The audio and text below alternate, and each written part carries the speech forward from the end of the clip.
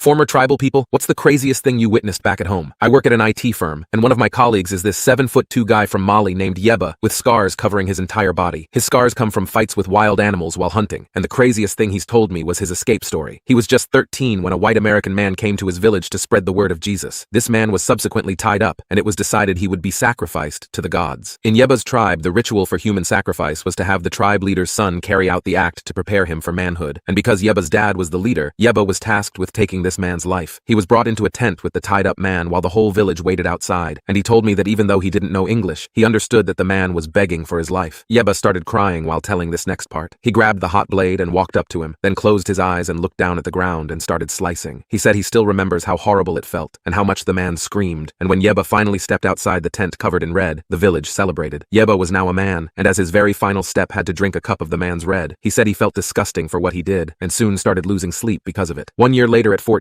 he used a trick he learned from elders as a kid, and buried himself alive in sand, leaving just enough space around his nose for breath. Because he was the leader's son, a search party was started immediately. The men rode out in caravans to nearby towns with which they sometimes traded to search for Yeba, but of course had no luck. When nighttime fell and the men were back home and asleep, Yeba dug himself out of the sand. He then followed the tracks of the caravans across the desert for 35 miles until he reached a town. He lived on the streets of that town for a few months until a kind, lonely old woman took him in. They spoke a different language and couldn't communicate, but Yeba told me she was everything to him. He still keeps a picture of her in his wallet and says without her he doesn't know where he'd be.